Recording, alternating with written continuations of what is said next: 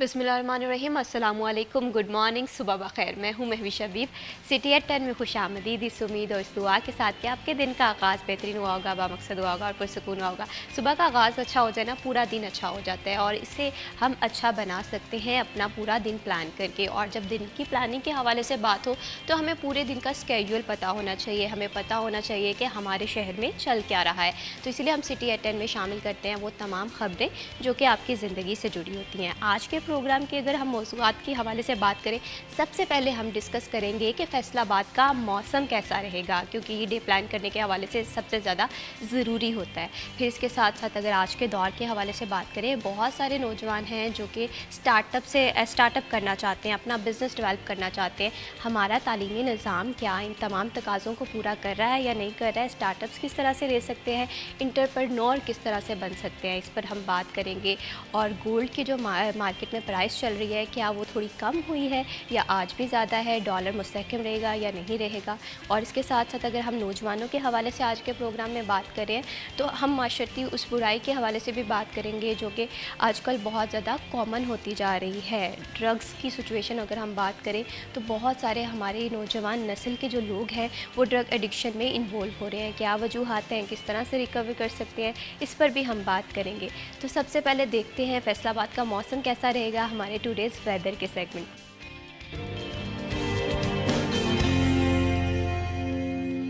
मौसम के हवाले से बात करें तो मौसम तो आजकल फैसलाबाद का खासा गर्म दिखाई दे रहा है, सफोकेशन भी है, हब्स भी है। बारिश होगी या नहीं होगी, मरीम रज़ा हमारे साथ मौजूद है। मरीम, बताइएगा वेदर के हवाले से क्या अपडेट्स हैं।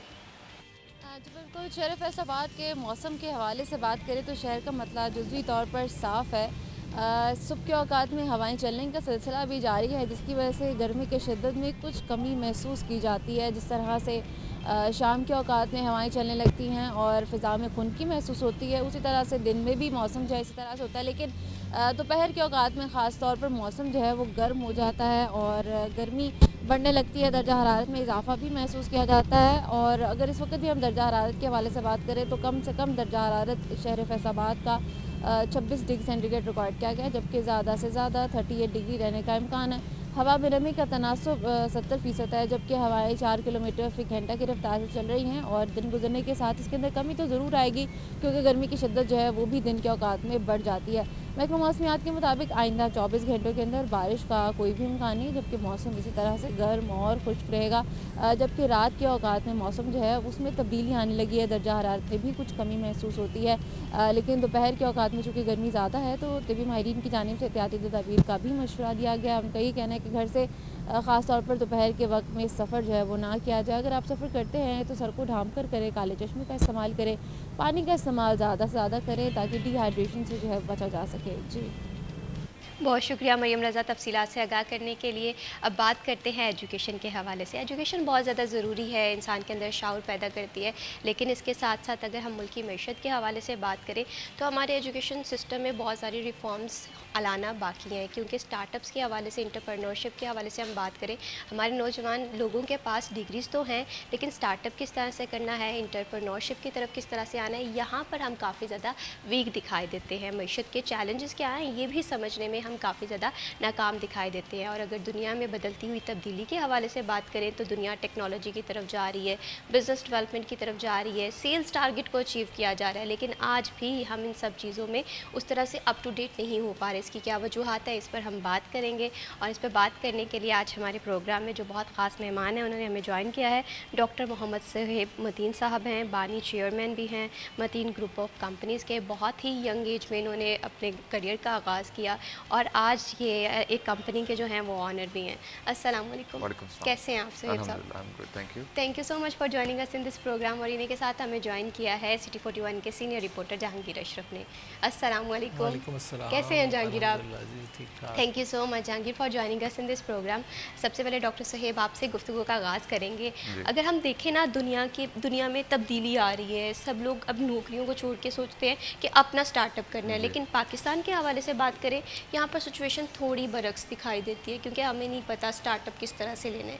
तो स्टार्टअप्स के लिए क्या क्या मुश्किलात आती हैं और इन्हें टैकल करना कितना ज़रूरी है, इस हवाले से थोड़ा सा बताइएगा। चलें, बिस्मिल्लाहिर्रहमानिर्रहीम। फ़र्स्ट ऑफ़ ऑल स्टार्ट करता हूँ कि एक्चुअली द थिंग इज़ हम लोगों ने आज तक डिग्री लेवल पे जोर देते आए हैं कि हम 16 इयर्स एजुकेशन कंप्लीट हो then we have to going to start over career properly. But मेरे लिहाज से आपको अगर करियर स्टार्ट करना है तो आफ्टर द इंटरमीडिएट उसके फ़ौरन बाद आप कुछ ना कुछ एक्सपीरियंस लेना शुरू करें in the skill development, sales and marketing, because ये दो चीज़ें एक ऐसी हैं किसी भी स्किल्स को अगर आप यूटिलाइज़ करना चाहते हो तो सेल्स एंड मार्केटिंग उसके लिए बहुत ज़्यादा ज़रूरी है। बिल्कुल। तो once you will get that, after that आप उसके मुताबिक ऑटोमेटिकली अगर आप कोई यूनिक चीज़ लाना चाहते हैं तो ऑटोमेटिकली स्टार्टअप्स की तरफ आप आ सकते हैं। It's not mean that you need an investments to make a startups और एंटरप्रेन्योरशिप। सही। This is not the base कि भाई आजकल हमारा मिथ है कि भाई हमें इन्वेस्टमेंट्स चाहिए, हमें स्टार्टअप करना है तो हमारे पास पैसा होना चाहिए, like these type of things. तो मेरे ख्याल में this is just a myth. We just have to change this type of things और हमें अपनी मेंटली हेल्थ और mentally point of views change करने पड़ेंगे। सो आई बिल्कुल थिंक इसी तरह से अब मेरे भी इससे पहले यही कॉन्सेप्ट मेरे माइंड में था कि अगर कोई बिज़नेस डेवलप करना है या एंटरप्रेन्योरशिप की तरफ आना है तो मेरे पास एक ह्यूज अमाउंट होनी चाहिए, एटलीस्ट 6 मंथ का मेरे पास पेमेंट प्लान हो। लेकिन इस तरह से हमारे बहुत सारे नौजवान हैं वो बहुत डिसहार्ट हो जाते हैं, क्योंकि एक तरफ हमारी फीसेस, जहांगीर आप भी इस बात से एग्री करेंगे कि हमारी यूनिवर्सिटीज़ की फीसेस अगर हम गवर्नमेंट में भी बात करते हैं बहुत सारे लोग वो अफोर्ड भी नहीं कर पाते हैं, और दूसरी जानब स्किल डेवलपमेंट भी नहीं हो पा रही होती। आप इस चीज़ को जहांगीर किस तरह से देख रहे हैं? अच्छा, इसको मैं थोड़ा मुख्तलिफ अंदाज से इसको देखता हूँ और मेरे माइंड में यह है कि अगर आप 4 साल की फ़ीसें भर रहे हैं अपने बच्चे की तो अगर उसको कोई इनिशिएटिव लेना है तो उसके लिए भी इन्वेस्टमेंट कर दें। अब देखिए, बहुत सारे काम हैं जो बग़ैर इन्वेस्टमेंट के हो सकते हैं और बहुत सारे ऐसे काम हैं जो बग़ैर इन्वेस्टमेंट के नहीं हो सकते। हमें हर चीज़ को एक तराजू में नहीं तोलना। जॉब भी बहुत ज़रूरी है, आपको एक्सपीरियंस के लिए आपको सीखना होगा किसी ऑर्गेनाइजेशन में कैसे काम कर सकते हैं, टीम वर्क कैसे होता है, और बहुत सारी चीज़ें आपको लर्न करते हैं कि किस तरह से आप स्टार्ट में ही कहें कि मैं अपना ही बिज़नेस खोल के बैठ जाऊं तो आपको उसके प्रोज एंड कॉन्स का नहीं पता होगा। आपको उसको how to deal with customers, उसके स्पेसिफिक ऑडियंस को किस तरह से डील करना है वो आपको नहीं पता होगा। आप एक काम करने के तो माहिर हो सकते हैं, जैसे सेल्स एंड मार्केटिंग की बात की, आप चीज़ बना लें बहुत अच्छी, उसको आप सेल्स एंड मार्केटिंग ही ना करें, उसकी मार्केट ही ना करें, मार्केट में ऑडियंस को पता ही ना हो कि ये प्रोडक्ट अवेलेबल है, तो फिर क्या होगा? जैसे मैं एग्जांपल देता हूँ कि आप देसी घी को भी एक पैकिंग में करके रख दें तो लोग कश्मीर उठा लेंगे, देसी घी नहीं उठाएंगे, क्योंकि आपने उसको मार्केट ही नहीं किया। तो हमारे यहाँ सेल्स और मार्केटिंग वाकई लाजमो मलजूम है हर शोबे के लिए। लेकिन हमारे यहाँ क्या होता है, जब एक ट्रेंड था माजी में MBA का, बिल्कुल हर कोई बच्चा MBA करना चाह रहा था। आज क्या दौर है कि ICOM में कोई दाखला नहीं लेता, जो MBA की तरफ जाने की या सेल्स एंड मार्केटिंग की पहली सीढ़ी है। आज हर बंदे को नशा चढ़ा हुआ है CS का। अच्छा, CS भी बगैर मार्केटिंग के, सेल्स के नाकाम है। अगर आपकी सेल्स और मार्केटिंग नहीं है, आप बहुत अच्छे सॉफ्टवेयर डेवलपर हैं तो आप बेचेंगे किसको? बिल्कुल ठीक है। अब बहुत अच्छे ग्राफिक डिज़ाइनर हैं, आपको अपनी सेल नहीं करनी आ रही सर्विसेज, आप सर्विसेज लोगों को दे रहे हैं ना कि मैं आपकी ग्राफिक डिज़ाइनिंग करूंगा, मैं आपकी डिजिटल मार्केटिंग करूंगा, मैं आपकी करूंगा वो SEO करूंगा। तो हमारे यहाँ कितना ये डिफ़िकल्ट है कि बच्चों को ये समझाना कि अल्लाह के बंदे खाली एक स्किल आप सीख के उसको बेचोगे कैसे, या फिर आपको बेचने के लिए किसी और की असिस्टेंस लेना पड़ेगी। तो हमारे यहाँ हमें पेरेंट्स को भी बच्चों को भी समझना होगा कि खाली CS कुछ नहीं है, इसके पैरेलल तमाम शोबाजात में हमें बच्चों की ज़रूरत है। आज आप किसी भी यूनिवर्सिटी को उठा के देख लें, सबसे पहले एडमिशन मुकम्मल होता है CS का। बिल्कुल इसी तरह हर से। बच्चा चाह रहा है कि मैं CS में चला जाऊँ। सारे बच्चे स्किल सीख लेंगे, किसी को सेल्स मार्केटिंग आएगी नहीं, तो हम बेचेंगे कैसे? बिल्कुल इसी तरह फिर से। क्या होगा? फिर हम विद इन अपने लोकल सर्कमस्टांसेस और लोकल अपनी क्लाइंट के साथ रहेंगे, इंटरनेशनली ग्रो नहीं कर सकेंगे, क्योंकि हमने किसी को अपने मार्केट ही नहीं किया। बिल्कुल जहांगीर, यहाँ पर डिफरेंस ये भी तो है, डॉक्टर साहिब आप भी मेरी बात से इत्तेफाक करेंगे कि हमारे यहाँ डिग्रियाँ तो बना दी जाती हैं, डिग्री होल्डर्स भी आ जाते हैं, लेकिन अगर हम MBA के हवाले से बात करें, BBA के हवाले से बात करें, उनमें से कितने स्टूडेंट्स हैं जिन्हें पता होगा कि बिज़नेस किस तरह से स्टार्ट करना है? ये भी मैं बहुत ज़ाती कम है। तौर पे समझता हूँ कि जितने भी BBA करने वाले हैं वो CS से ज़्यादा ग्रो कर जाते हैं। वो जब ऑनलाइन में आते हैं ना तो वो E-कॉमर्स में इतना ऊपर चले जाते हैं, CS वाला सोच भी नहीं सकता, क्योंकि उनको बिजनेस पड़ा होता है, मार्केटिंग पड़ी होती है, सेल्स पड़ी होती है, उनकी चीज़ें बहुत ज़्यादा क्लियर होती हैं। CS वाले को मार्केटिंग का अलिफ बे नहीं पता होता, ठीक है, उसको सेल्स का आइडिया नहीं होता, वो सिर्फ बनाना जानता है। अब बना के रखते जाएं, प्रोडक्शन कर लें, ये कमरा भर दें एक प्रोडक्शन से, आप कुछ बेचने वाला ही कोई नहीं है, तो क्या करेंगे? चीज़ें ख़राब होना शुरू हो जाएंगी या वेस्ट होना शुरू या आउटडेटेड होना शुरू हो जाएगा। Absolutely. बिल्कुल इसी तो तरह से। हमें हर डिग्री के लोग चाहिए, टीम वर्क चाहिए, और एक बंदा सब कुछ नहीं कर सकता। बिल्कुल इसी तरह से हमें हमारा इंटरेस्ट को भी देखना पड़ेगा। डॉक्टर सेम इसी क्वेश्चन में मैं आपका भी पॉइंट ऑफ व्यू जानती हूँ। अगर हम हमारी डिग्रीज़ के हवाले से बात करें, हमारे पास डिग्रीज़ तो हैं लेकिन स्किल्स नहीं है, तो ये चीज़ एक इंटरप्रेन्योर के लिए किस तरह से प्रॉब्लम क्रिएट कर सकती है, या अगर वो इंटरप्रेन्योरशिप की तरफ आना चाहता है तो उसमें कौन कौन सी स्किल्स होनी चाहिए, इस हवाले से ज़रा बताइए। फर्स्ट ऑफ ऑल एंटरप्रेन्योरशिप्स के लिए ना आपके अपने स्किल के अंदर एक आइडिया होना बहुत ज़रूरी है, जो एक CS वाले या BS IT वाले के पास होता है, 100% होता है, but how to implement it, उसको एग्जीक्यूट कैसे करना है, they don't know about it. Sir ने बिल्कुल बात ठीक की है कि एग्जीक्यूशन के लिए ना आपको एक सेल्स एंड मार्केटिंग की खास तौर पे ज़रूरत होती है। And sales and marketing is not the point कि आपको फिजिकल मार्केटिंग ही करनी है। सेल्स एंड मार्केटिंग की टाइप्स बहुत सारी है। मैं आज एक्चुअली बताना भी ये चाहता हूँ मोस्टली बच्चों को, जो एक्चुअली लोगों को पता ही नहीं है कि सेल्स एंड मार्केटिंग है क्या। एक्चुअली हमारे पाकिस्तान में ना अभी तक वही ऑर्डर टेकिंग्स वाला सिस्टम को सेल्स एंड मार्केटिंग कंसीडर किया जाता है, ठीक है।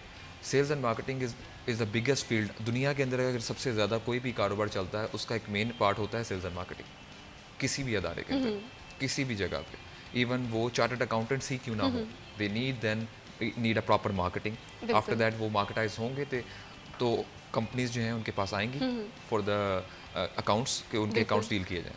इसीलिए हर फील्ड के अंदर सेल्स एंड मार्केटिंग का एक मेन रोल अदा किया जाता है।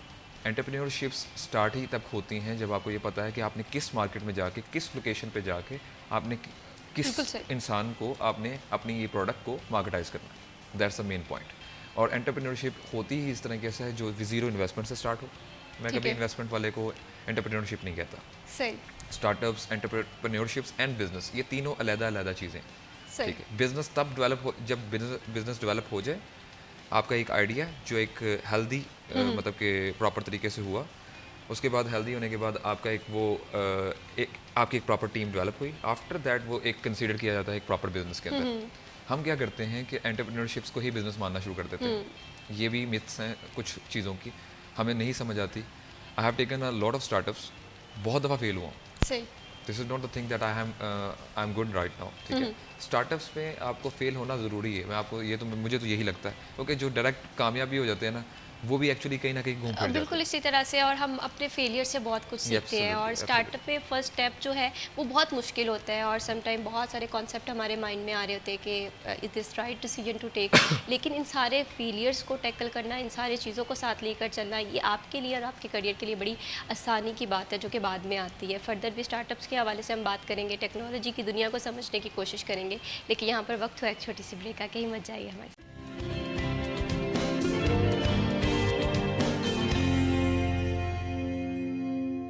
Welcome back. दुनिया जो है बहुत तेज़ी से तरक्की कर रही है, लेकिन आज भी कहीं ना कहीं हमारे अंदर बहुत सारी चीज़ें हैं जो कि अप टू डेट करने की ज़रूरत है। और ये सिर्फ इस वजह से मैं बात नहीं कर रही हूँ कि शायद हम कोई पीछे रह गए हैं, हमें टैलेंट की कमी है। नो डाउट हमें टैलेंट है, लेकिन बात यह है कि हम दुनिया के तकाज़ों को पूरा नहीं कर पा रहे हैं। उसके लिए हमें काम करने की ज़रूरत है।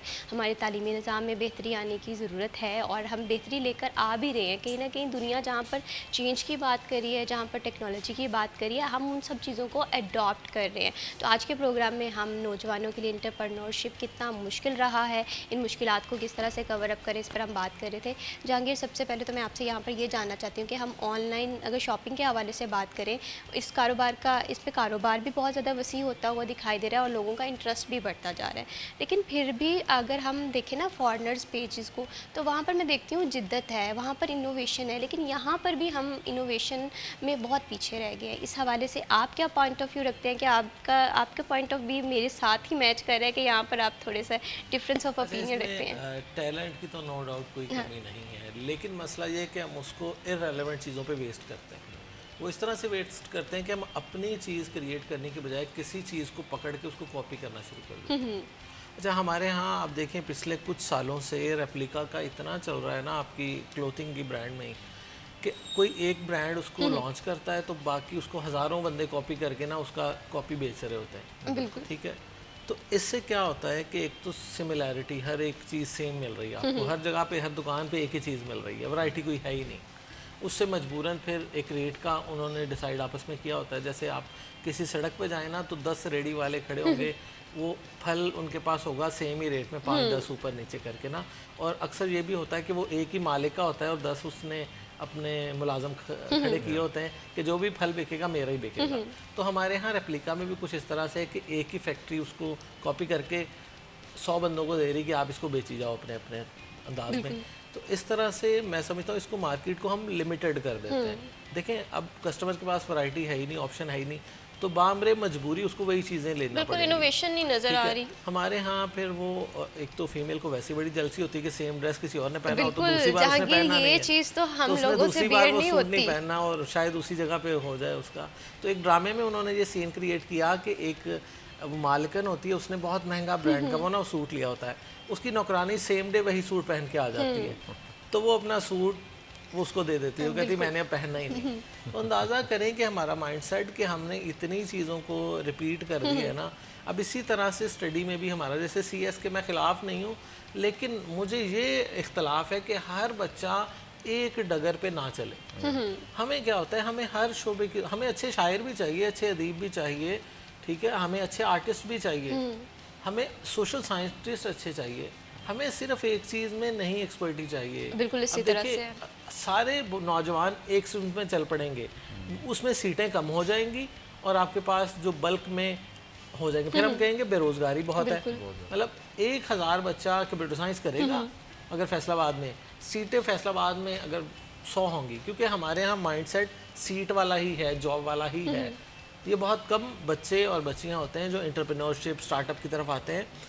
एग्री GC फलां 25 से 40-50 हज़ार तक हर यूनिवर्सिटी में स्ट्रेंथ लगा लें, लेकिन वहाँ बिजनेस आइडियाज़ मैक्सिमम कोई 10-15 निकलते हैं। लेकिन जहांगीर, हमारे यहाँ आपने देखा होगा कि स्टूडेंट्स के पास, जैसे मैंने बात की कि हमारे यहाँ टैलेंट की कमी नहीं है, लेकिन उन्हें अपने आइडियाज़ ड्यूरिंग द स्टडी कहीं पर ऐसा फोरम नहीं मिलता जहाँ पर वो रिप्रेजेंट कर पाएँ। ये भी एक मसला है। इस पर डॉक्टर से मैं आपका पॉइंट ऑफ व्यू जानना चाहती हूँ। सबसे पहले तो जिस तरह ऑनलाइन के हवाले से मैं बात कर रही थी कि अगर मैं अपनी बात करूँ ना, तो मैं दिन में अगर कोई शॉपिंग के लिए पेज ख़वातीन के क्लॉथिंग के हवाले से देखती हूँ तो मैं 10 पेज विज़िट करती हूँ। कीमत का डिफरेंस होगा, मार्केटिंग स्ट्रेटजी सिर्फ एक होगी, फ़ोटोशूट भी एक होगा, जिससे मुझे ये रियलाइज़ होता है कि सिर्फ जो चीज़ मुझे रिक्वायर्ड है, इनोवेशन रिक्वायर्ड है, कुछ यूनिक पॉइंट मैं देखना चाहती हूँ, वो नहीं नज़र आता है। एक मुझे इस पर आपका पॉइंट ऑफ व्यू जानना है कि किस तरह से हम इनोवेशन ला सकते हैं, और दूसरा ये कि हमारे यहाँ अगर कोई स्किल सीखने की ज़रूरत है नौजवानों को ड्यूरिंग दी डिग्री, या उनके पास कोई आइडिया है, वो किस तरह से रिप्रेजेंट कर सकते हैं।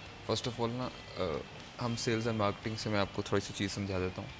सेल्स एंड मार्केटिंग में ना ज़रूरत होती है नीड की और नीड पैदा करने की, ठीक है। हमें यही नहीं पता कि कस्टमर की नीड क्या है। अब जैसे आपने बताया कि मोस्टली लोग जो हैं रेप्लिकास बेचते हैं, हर 10 आप साइट चेक कर लें, उसमें मोस्टली सेम चीज़ पड़ी होती है, प्राइजेस का डिफरेंस होगा, स्ट्रेटजी भी ऑलमोस्ट सबकी सेम होती है। बिकॉज द थिंग इज, इसीलिए पाकिस्तान में कोई भी चीज़ आके ना लॉन्ग टाइम तक नहीं चल पाती। हर बंदा एक ही काम शुरू कर लेता है। ई-कॉमर्स स्टार्ट किया तो हर बंदे ने एक ही फील्ड में ई-कॉमर्स स्टार्ट कर लेना है। अब मार्केट में 50 से 60 इकट्ठे ही आके बैठ गए हैं। इस तरह तो दुकानें भी नहीं चलती हैं। एक साथ अगर आप सलोन्स भी खोल लें या एक ग्रोसरी शॉप्स भी खोल लें तो आपकी तब नहीं चलेंगी। तो आप ये कह रहे हैं कि ऑनलाइन मार्केट में जिधर वेबसाइट के ऑप्शंस ही बहुत ज़्यादा हैं तो वो कैसे चलेंगे, हाउ इज इट पॉसिबल। तो आपकी एक इनोवेशन में हमेशा यूनिक चीज़ भी होती है। कारोबार में यूनिक चीज़ ले आएँ या एक शॉपिंग में ही क्यों ना हो। कीवर्ड्स की बात करते हैं हम लोग, डिजिटल मार्केटिंग में मोस्टली कीवर्ड्स की बहुत इंपॉर्टेंस होती है। अब मोस्टली क्योंकि अब देखें आजकल जितनी बेरोज़गारी हुई है, क्योंकि मैं हमेशा कहता हूँ कहीं ना कहीं हमारी अपनी गलती है, क्योंकि हम हर चीज़ में कॉपी पेस्ट करना जानते हैं। बिल्कुल ठीक है, मैं कभी भी नहीं ये कहूँगा कि इसमें हुकूमत की या किसी और चीज़ की या आउट ऑफ कंट्री की किसी भी चीज़ की, बिकॉज द थिंग इज़ हम लोग खुद इस चीज़ की रेप्लिकास कर रहे हैं। बिल्कुल ठीक है, हम लोगों को अपना पॉइंट नहीं रखना आ रहा, या हमें किसी भी चीज़ को यूटिलाइज करना पॉइंट ऑफ व्यू से नहीं आ या रहा, हमने अपनी ज़िंदगी में आसानी ज़्यादा शामिल कर ली है। सो इसलिए इनोवेशन हमेशा तभी आती होती है जब यूनिक चीज़ को आप हम लोग किसी भी बिजनेस में ऐड ऑन करें, और उससे ज़्यादा इंपॉर्टेंट चीज़ ये होती है यूनिक सोच। ठीक है, हम लोग कोशिश करें कि लोगों को देख के सीखने के बजाय लोगों की काम को सीखें, उसके बाद एग्जीक्यूशन अपने हिसाब से करें। This is called innovation. मेरे लफ्ज़ों में सिंपल इनोवेशन का मतलब यही है। ठीक है, इनोवेशन इसके अलावा कुछ नहीं है। ठीक है, हर इंसान, मैं ये भी कहता हूँ कि जिस तरह हम ये कह सकते हैं कि हमारी वालदा हैं, हर लेडीज़ का ना अपना हाथ होता है खाना पकाने का। बिल्कुल, हर लेडी का टेस्ट डिफरेंट होता है बनाने में। आई एम राइट और नॉट? बिल्कुल। अगर वो हो सकता है, वो एक न्यू इनोवेशन के तौर पे ही आती है। ठीक है, जिस तरह अभी हमने देखा था एक बड़ा अच्छा स्टार्टअप था, वो जो एक tiffin type. Tiffin type, yes, tiffin type, tiffin वाला ऑनलाइन सेलिंग शुरू हुई थी फूड पांडा पे भी एंड ऑल दैट। उसने बहुत ग्रो किया। अब उनको देखते देखते और लोगों ने भी शुरू कर लिया। अब उनका काम भी खराब हो गया। बिल्कुल, वो एक यूनिक आइडिया और एक कॉन्सेप्ट के Yes, साथ आए थे, this is a लेकिन हमने क्या क्या फॉलो किया, Yes. मतलब अपनी इनोवेशन नहीं नहीं लेके आए। लेके आए। न्यू इनोवेशन हमारे पास है ही नहीं। हम लोग कॉपी पेस्ट इजीली कर लेते हैं। हमें क्या करना है, हमें इनोवेशन लेके आनी, कोई भी नई चीज़ के हिसाब से। इसलिए मैंने इसके ऊपर कुछ वर्कआउट खुद भी किया पर्सनली। पाकिस्तान आने के बाद ये चीज़ें समझ आई हैं कि भाई हमें कुछ मिथ हैं वो ख़त्म करनी पड़ेंगे। उसके लिए हमें यूनिवर्सिटीज़ जाना पड़ेगा। मैं डायरेक्टली खुद यूनिवर्सिटीज़ गया हूँ, वहाँ जाके सेमिनार्स किए, सेशंस किए, बच्चों के वर्कशॉप्स किए। And after that I come to know कि भाई बच्चे करना चाहते हैं but they don't have a proper guide. बिल्कुल, ठीक है। अब जहाँ तक टीचर्स की बात, मैं उनको भी कुछ नहीं कहूँगा बेचारों को, क्योंकि वो एक मेजर टॉपिक को लेके चला रहे हैं। मैं हमेशा कहता हूँ कोर्स आउटलाइन जो किया जाता है पूरे 4 साल की डिग्री है, 8 सेमेस्टर्स है, क्या एक कोर्स उसमें डिजिटल मार्केटिंग का, जिसमें मार्केटिंग सिखाई जाए, not only the digital marketing, just present as a sales and marketing. एक ऐसा कोर्स जो हर फील्ड में होना ज़रूरी है। बिल्कुल, बिकॉज आप किसी भी फील्ड में जाते हैं, इवन के डॉक्टर्स को भी ज़रूरी है, आजकल के फिजियोथेरेपिस्ट। आप फिजियोथेरेपिस्ट की बात करता हूँ, आज से 10 साल पहले मैं जो पाकिस्तान में नहीं था, तो हमें सिर्फ MBBS का पता था, डेंटिस्ट का पता था, ठीक है। अब वापस आया ना तो biotechnology, I don't know, there is a lot of degrees, right. बिल्कुल, बहुत सारी डिग्रीज बायोटेक्नोलॉजी ऐसी है, डिग्रीज निकल आई हैं, मुझे तो नाम भी याद नहीं रहते लिटरली। न्यूट्रिशनिस्ट भी आ गए। न्यूट्रिशनिस्ट भी आ गए, Nutritionist है, डाइटिशियन dietitian है, फिर- उनमें भी 3-4 लोग आ जाते हैं, ठीक है। तो कहने का मकसद ये है कि अब इतने सारे नाम हैं, इनमें आप मार्केटाइज कैसे करोगे। अब इतने सारे बच्चे जो कर लेते हैं डॉक्टर, अब देखें ना, हर बच्चे को होता है कि एक डॉक्टर उनके नाम के आगे लगे, बिल्कुल, ठीक है। ये शौक है और बच्चों को होना भी चाहिए, क्योंकि सीट्स इतनी नहीं होती हैं MBBS के अंदर कि वो आप उनको लुक आफ्टर कर सके, ठीक है। ये एक प्रॉपर तरीके से है, यूनिवर्सिटीज लेवल पे है, अंडरस्टैंडेबल है। बट मेरे ख्याल में बच्चे इतनी ज़्यादा एजुकेशन कर तो रहे हैं, लेकिन उनकी राइट पॉइंट ऑफ व्यू और राइट डिसीजन, ये सब टीचर्स को चाहिए कि उनको प्रॉपर तरीके से बिल्कुल। दें, ठीक है। तो मैं ये चीज़ बात करता हूँ कि मेडिकल में भी आजकल मार्केटिंग की असल ज़रूरत है। Physiotherapist Agree. मेरे पास कई सारे मेरे ऑफिस के दोस्त हैं जो हम मार्केटाइज हम खुद करते हैं। हमारी टीम है एक डिजिटल मार्केटिंग की, जो फिजियोथेरेपिस्ट के डॉक्टर्स को मार्केटाइज करते हैं। सही, इवन उनके चैनल्स चला रहे हैं हम लोग। कुछ लोगों को हम इंटरनेशनली रिकग्नाइज करवाते हैं ताकि उनके क्लाइंट्स उनके साथ कंसल्टेंसी के पॉइंट ऑफ व्यू से आ जाए, ठीक है। क्योंकि द मेन थिंग इज़ आजकल अगर आप बाहर कनेक्शन नहीं लेके आते, you are zero completely, because in Pakistani rupees मैं हमेशा कहता हूँ अभी भी 10,000 से 15,000 की सैलरीज चलती हैं। सही, बिल्कुल इस तरह से होता है। हम लोग इतनी बेसिक सैलरी पे आकर अगर बात करें ना, बिकॉज मुझे लगता है यहाँ तक कि जो बच्चा है यूनिवर्सिटी का, वो अपने आप को चेंज करना ही नहीं चाहता, ठीक है। अगर वो चेंज करना चाहता है तो उसके ऊपर इम्प्लीमेंटेशन कैसे करे, वो उस बात पे कंफ्यूज हो जाता है, बिल्कुल, बिकॉज कैरियर बिल्डिंग एक बहुत ज़रूरी है बच्चे के लिए। और मेरे ख्याल में आजकल, क्योंकि अगर मैंने अभी रिसेंटली मुझे पता लगा कि स्कूल लेवल पे 8th क्लास में ना, अब रिसेंटली वो PTB क्लासेस हम पढ़ते होते थे, सॉरी बुक्स पढ़ते थे, उसके अलावा मैक्सिमम O लेवल या A लेवल्स का पता था। बिल्कुल, अब न्यू कोर्सेज आउटलाइंस कर दिए गए और इतनी टफ एजुकेशन है। मैं ये देख रहा हूँ कि इतना छोटा सा बच्चा वो इतनी टफ एजुकेशन तो ले रहा है, लेकिन जब वो दुनिया में आता है 16 साल की एजुकेशन के बाद, जब वो 23 साल का हो चुका होता है, जब एक्चुअल में उसको अपनी नई लाइफ स्टार्ट करनी है, और उस टाइम पे वो बेचारा इस बात से परेशान है कि भाई मैंने काम अपनी ज़िंदगी कैसे स्टार्ट करनी है, बिल्कुल, ठीक है। मेरे ख्याल में आजकल के माँ बाप को भी मैं यही मशवरा देता हूँ, ख़ास तौर पे मेरे वाला साहब ने मुझे ना कभी नहीं रोका किसी भी चीज़ में। मेरे वाला साहब ने मुझे सिर्फ ये कहा कि बेटा काम कर, मेहनत कर और अपने आप को आगे लेके आ, ठीक है। वो एज डजंट मैटर। मैंने मैट्रिक के बाद से कोशिश की है, मैं बहुत नाकाम हुआ, लिटरली मैंने जितना कमाया नहीं होगा जितना मैंने गवाया हुआ है। लेकिन उसके बाद एक चीज़ है, अब सुकून है कि मुझे पता है कि मैंने हार्डवर्क ज़रूर किया था। किया है, बिल्कुल, सेटिस्फेक्शन है, सेल्फ सेटिस्फेक्शन है कि मुझे किसी के कंधे पे सर नहीं रखना पड़ा, बिल्कुल। कि कंधे पे रख के बंदूक लेके चलानी नहीं पड़ी, या मैंने किसी का आइडिया नहीं चोरी किया, मतलब अपनी मेहनत पे जितना भी कर सका यहाँ तक पहुँचे। और सहीद साहब, आपने ये भी इस बात से एग्री करते हैं कि हमारे में बहुत सारे लोग हैं जो फेलियर के डर से स्टार्टअप नहीं स्टार्ट करते, बिजनेस करना चाहते हैं, लेकिन वो पहले लॉस की तरफ नहीं सोचते हैं। वो सोचते हैं कि शायद जाते ही हम एक बहुत बड़ी कंपनी के ऑनर बन जाएंगे, जिसकी वजह से हमें स्टार्टअप में बहुत मसला होता है। सॉरी टू इंटरप्ट यू, आपको पता है साइकोलॉजी में एक चीज़ आती है, अफ्रेड टू लूज समथिंग, ठीक है। ये एक इतनी बड़ी मिथ है ना माइंड की, ये इंसान को हीरो से ज़ीरो बना देती है। लिटरली ये साइकोलॉजी में भी आती है। मैं ये चीज़ मानता हूँ, किसी भी इंसान को अगर डिप्रेशन का शिकार होना ना, तो वो किसी भी चीज़ का एक रोग लगा ले, और वो मोस्टली हम लड़कों का तो कारोबार ही होता है। बिल्कुल इसी तरह से है। और अक्सर जाहिर सी बात है, हमारे यहाँ सोसाइटी में प्रेशर होता है, लड़कों को एक घर चलाना होता है। ख़वातीन पे भी आजकल है कि ख़वातीन भी चाहती हैं कुछ करना, लेकिन मोस्टली बॉयज़ इस चीज़ को ज़्यादा सीरियस ले रहे होते हैं। तो स्टार्टअप्स के हवाले से हम प्रोग्राम में फ़र्दर भी बात करेंगे, लेकिन यहाँ पर वक्त तो एक छोटी सी ब्रेक है कि मत जाइए, हमारे साथ रहिए।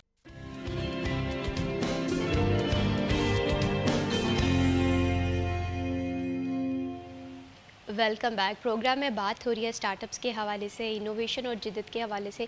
ये इतनी बड़ी फील्ड है या इतनी वास्ट फील्ड है जिसमें हम अगर एक एक आइडिया पे काम करना शुरू करें तो हम बहुत सारे आइडियाज़ जनरेट कर सकते हैं। और आइडिया ही बिकता है, बस उसे थोड़ा सा इनोवेट करने की ज़रूरत होती है। और आइडिया के हवाले से हमें ब्रेनस्टॉर्मिंग करनी पड़ती है। और अक्सर औकात हम ये गलती कर देते हैं कि हम कॉपी पेस्ट कर लेते हैं। शायद हमने अपनी ज़िंदगी को बहुत आसान बनाया हुआ है और हम आसानी से बाहर नहीं निकलना चाहते। और जब हम अपने करियर के हवाले से बात करते हैं, डेडिकेशन के हवाले से बात करते हैं, तो इसके लिए हमें अपने कंफर्ट जोन से बाहर आना पड़ता है।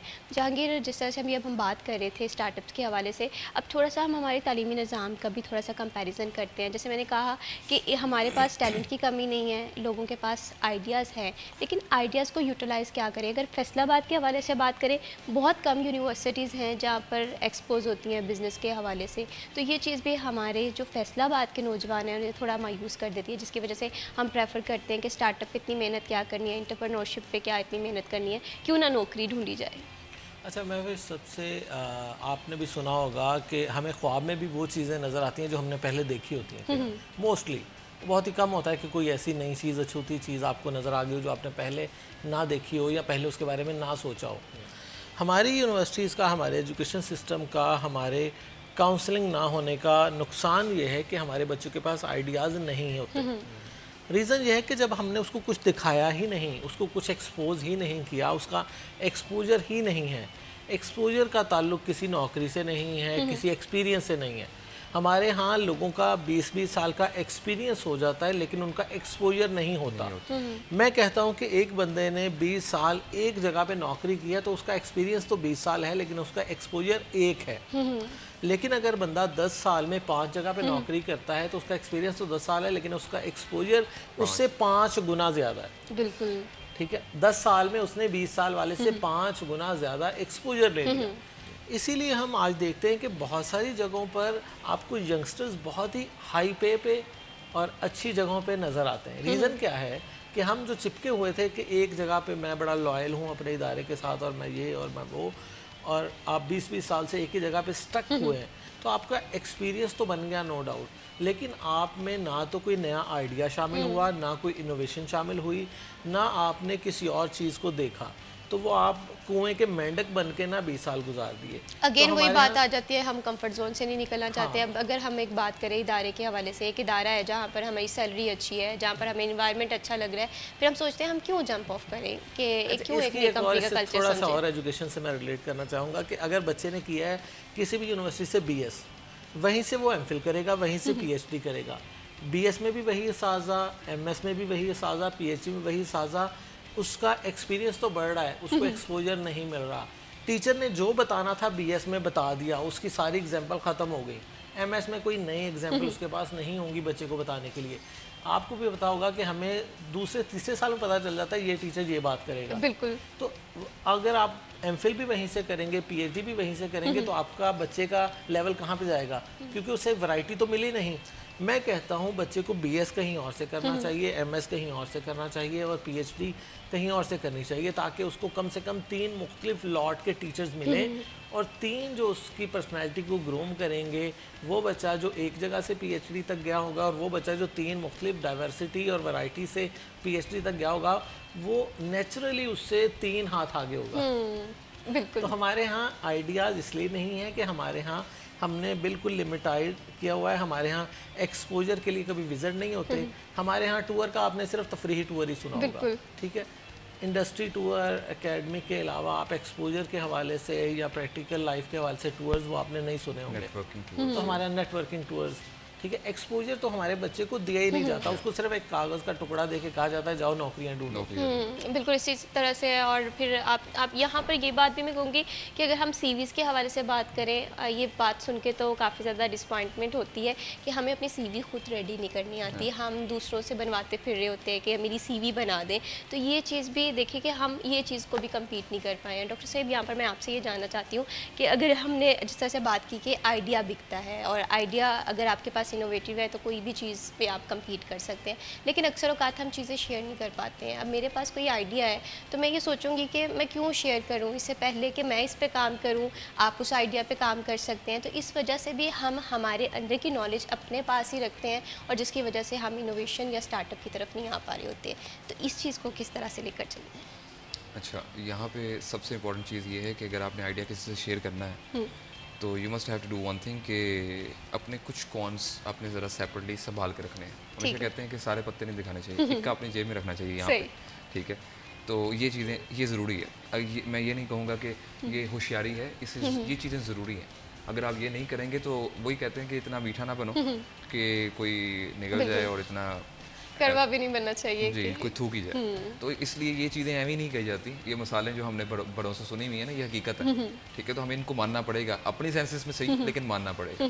और सर की बातों से भी मैं इत्तेफाक करता हूँ एक चीज़ में, ख़ास तौर पे अब तो एक और चीज़ भी आती है, जब उस बच्चे को एक्सपोजर नहीं मिलता ना, उसकी गलती यूनिवर्सिटी से थोड़ा सा बर्डन उतार के ना उन कंपनीज़ पे भी आती है जो हमारी कंट्रीज़ के अंदर है। लाइक मेरी ही कंपनी है, लॉयल्टी पेज ऑफ। मैं हमेशा कहता हूँ लॉयल्टी बहुत ज़्यादा आपको वापस मिलती है, लॉयल्टी हमेशा मिलती है वापस।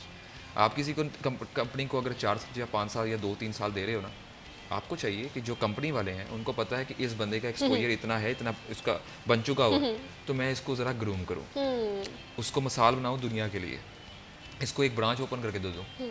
एक एग्जाम्पल के तौर पे एक ब्रांच अपना ही बिजनेस को आप बना रहे हो, आप कौन सा कम कर रहे हो। एक बंदा जो एम्प्लॉय था वो पार्टनर बन गया आपका। मैं पार्टनरशिप्स की बात करता हूँ। मैं ये बात मैंने आपको पता है मेरा एम्बिशन क्या है? 1 लाख पार्टनर बनाना। सही। अब 1 लाख पार्टनर कैसे बनेंगे ये क्वेश्चन होता है, कई बच्चों का मेरे से क्वेश्चन करते हैं। 1 लाख पार्टनर इस तरह बनेंगे कि मैं जो बिजनेस उनको सिखाऊंगा उन्हीं में उनके साथ पार्टनर बन के उनको साइड में बिजनेस खोल दूँ। चाहे मुझे इन्वेस्टमेंट खुद करनी पड़े, ठीक है, चाहे जीरो से स्टार्ट लेना पड़े, क्योंकि मैं इन्वेस्टमेंट करता ही नहीं हूँ। मैं जीरो से स्टार्ट लेके हम जीरो से बिजनेस स्टार्ट करते हैं। इन्वेस्टमेंट्स बहुत एंड की चीज़ है। आप बिजनेस को जब भी स्ट्रक्चर वाइज देखेंगे ना, तो बिजनेस इन्वेस्टमेंट हमेशा लास्ट पे आता है, कभी इन्वेस्टमेंट पहले भी नहीं हुआ। हमारे अभी तक वो चीज़ें ख़त्म नहीं हुई। ऊपर से पेरेंट्स पॉइंट ऑफ व्यू से मैं देखूँ, पेरेंट्स बेचारे डरते हैं, ठीक है। मैं अपने माँ बाप से बहुत ज़्यादा प्यार करता हूँ, सीधी बात है। तो मेरे माँ बाप ने हमेशा मुझे एक चीज़ सिखाई है कि बेटा हलाल का कमाई, मेहनत से कमाई। बिल्कुल। अब ये जो हलाल वाला लफ्ज़ नहीं है, ये लड़के जो है ना ये समझ नहीं पाते कि ये हलाल है क्या। बिल्कुल। मैं हमेशा कहता हूँ कि आपने किसी का हक नहीं मारना, ठीक है। ये बात आपने अपनी ज़िंदगी में रखनी है चीज़, हक नहीं मारना किसी ज़िंदगी में, ठीक है। मेहनत करें और प्रॉपर तरीके से एक आइडिया को पॉलिश करके आगे लेके आएँ। मैं हमेशा ये कहता हूँ। अब माँ बाप वहाँ पे बच्चों को करते हैं इन्फ्लुएंस, लेकिन वो ये एक बात कहते हैं पुत्र नौकरी लाए, जॉब कर, बिल्कुल जॉब कर, ज़्यादा इजी भी है और घर भी तो चलाना है। जी, घर भी चलाना। तो अब लेकिन जॉब्स के हिसाब से सैलरीज नहीं है। अब सैलरीज को आप देख लें, एक साइड पे रख लें, और खर्चों को एक साइड पे रख लें, आप कभी मैयर नहीं कर सकते। मैं तो खुद कई बार हैरान हो जाता हूँ। जॉब करने वाला बच्चा, मेरे पास अपने ही बच्चे हैं, तो उनको ही मैं देखता हूँ जब सैलरी जब मुझे मिलती है, मैं उनकी सैलरी स्लिप्स देख लूँ तो मैं कई बार सोचता होता हूँ कि ये लड़के ने पूरा घर चलाया कैसे होगा। इवन मुझे खुद कई बार ना आजकल वो ज़रा हो रहा होता है बीच में कि यार इतने बच्चे ने इतनी थोड़ी सैलरी में चलाया कैसे होगा। तो उसमें मैंने थोड़ी सी चीज़ें चेंज की हैं अपने ऑफिस में।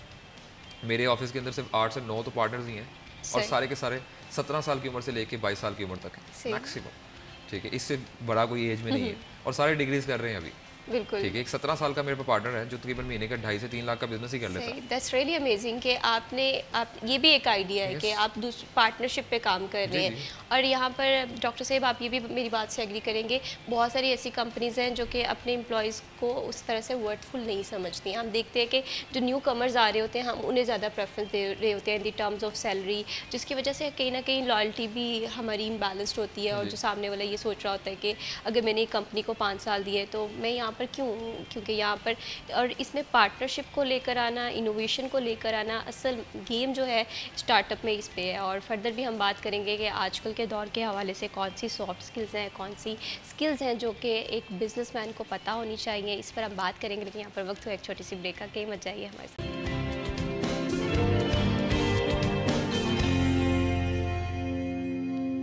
Welcome back. अब बात करते हैं कुछ सालगिरह के दिन के हवाले से। सालगिरह का दिन बहुत ही इंपॉर्टेंट होता है, ख़ास दिन होता है, वेल विशेस भी आपको मिल रही होती हैं। इस दिन को बहुत अच्छे से सेलिब्रेट करना चाहिए और हम आपकी सेलिब्रेशन में हमेशा से शामिल होना चाहते हैं और आपकी इस सेलिब्रेशन को हम सिटी एट 10 में शामिल करना चाहते हैं। आपको क्या करना है, आपको अपनी बर्थडे के हवाले से क्लिप और अपनी बर्थडे डेट हमें भेज देनी है। हम आपकी सालगिरह प्रोग्राम में शामिल करेंगे। और आज की सालगिरह के हवाले से बात करें तो राहत कम्बो जो है वो अपनी सालगिरह मना रहे हैं। तो सबसे पहले देखते हैं ये क्लिप दे रहे हैं। बढ़ाते हैं प्रोग्राम को आगे और ब्रेक पे जाने से हम पहले बात कर रहे थे स्टार्टअप के हवाले से, इनोवेशन के हवाले से, लेकिन स्किल सीखना बहुत ज़्यादा ज़रूरी है। अब स्किल्स का भी तयन करना बहुत ज़्यादा ज़रूरी होता है। सॉफ्ट स्किल क्या है और इसके साथ साथ अगर एक बिजनेसमैन स्किल्स के हवाले से बात करें, कौन कौन सी चीज़ें जो है वो हमें अपनी लिस्ट में शामिल करनी है, ये बहुत ज़्यादा ज़रूरी है। तो इस पर डॉक्टर साहब मैं आपसे ये जानना चाहती हूँ कि अगर स्किल स्कोप के हवाले से बात करें तो मैं ये समझती हूँ कि कोई भी ऐसा नहीं होगा जो ये बात कहे कि स्किल का आज के दौर में स्कोप नहीं है, लेकिन अपनी फील्ड के अकॉर्डिंग स्किल चूज़ करना ये हमें नहीं समझ में आ रहा होता। अगर एक पर्सन है वो एंटरप्रेन्योरशिप में आना चाह रहा है या अपना स्टार्टअप करना चाहता है तो वो कौन सी स्किल्स हैं जो जिस पे वर्किंग बहुत ज़्यादा ज़रूरी है?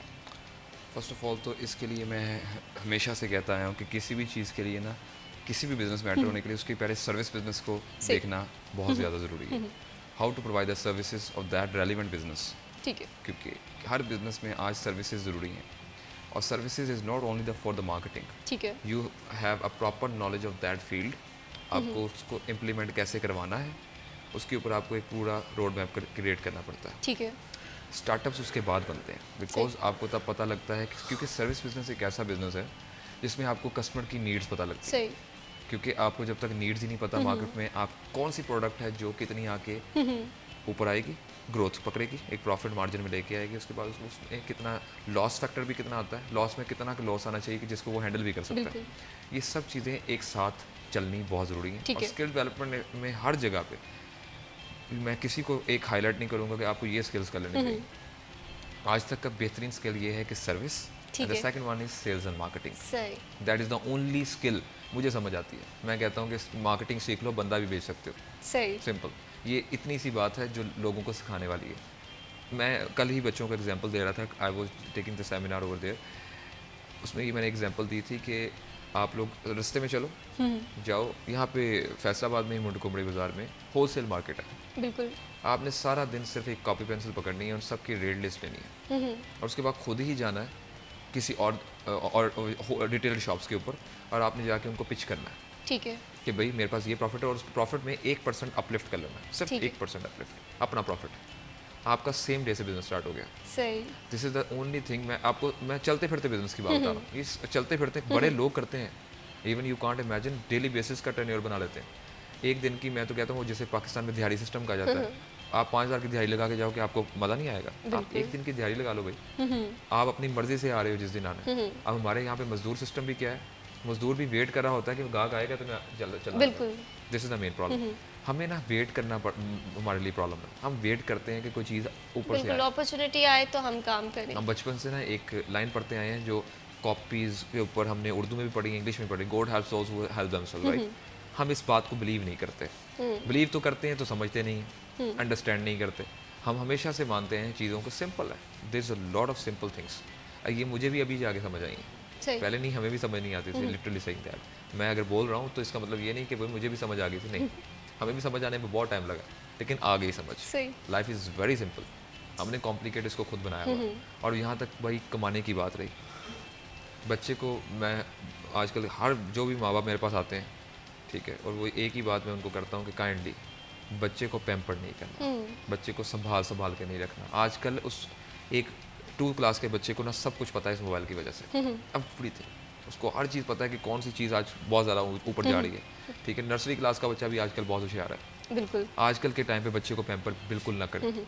बच्चे को ये बताएं कि बेटा कमाना कैसे है तूने, सही, क्योंकि उसको ज़िंदगी में एक ही चीज़ है। मैं हमेशा कहता हूँ खास तौर पर मर्दों की ना खुशी सिर्फ एक ही मनाई जाती है, उनके पैदा होने की। उसके बाद बेचारे वो उतार दिए जाते हैं जंग के अंदर, भाई लगो, और सारी ज़िंदगी वो कोलू की बैल की तरह चलता रहता है।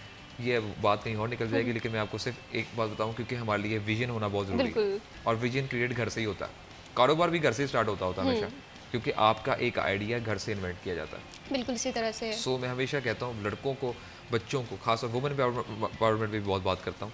अब जीसी वुमेन यूनिवर्सिटी में मेरा कई बार आना जाना हुआ, उस वुमेन यूनिवर्सिटी के अंदर 17,000 गर्ल्स हैं, सही, बिल्कुल। एक 17,000 लड़की एक ही यूनिवर्सिटी में पढ़ती है, और उसके बाद मैंने वहाँ पे देखा है लड़कों से बहुत ज़्यादा अच्छे आइडियाज़ हैं। हमारे लड़कों को क्या प्रॉब्लम है, अभी इस टाइम मोबाइल फ़ोन्स पे हम लोग उलझे हुए हैं, स्नैपचैट्स, इंस्टाग्राम, फेसबुक्स। लेकिन मैंने देखा है लेडीज़, मैंने उस दिन उनका एक आइडियाज़ देखे, सी पाकिस्तान में मैंने बहुत सारे आइडियाज़ देखे सही। मुख्तलिफ यूनिवर्सिटीज़ और छोटी छोटी सिटीज़ से। एक लड़की थी बलूचिस्तान की, उसके पास एक बहुत यूनिक आइडिया था, ठीक है, and she just have pitch me in university of Lahore I think 2 months back actually in see Pakistan. ठीक है। ये एक प्रॉपर कॉन्फ्रेंस थी। वो बच्ची मुझे समझा नहीं पा रही थी इंग्लिश में ना, ठीक है, तो हमारे साथ जो 2 और जज बैठे थे वो बात ही इंग्लिश में कर पा रहे थे। ठीक है, तो मैंने उनको कहा कि बच्चे मुझे एक्सप्लेन करें आप, कि आप उर्दू में एक्सप्लेन करते हैं लेकिन सिंपल वर्ड्स में। ठीक है। तो वो उनका बलोची एक्सेंट था, लेकिन उन्होंने प्रॉपरली पिच किया और मैं अंडरस्टैंड किया, और मैंने उनकी बात जजेस को भी बताया। I think she got I think उनको अवार्ड भी मिला, सही। अवार्ड विनिंग उन्होंने स्पीच दी थी, पिच किया।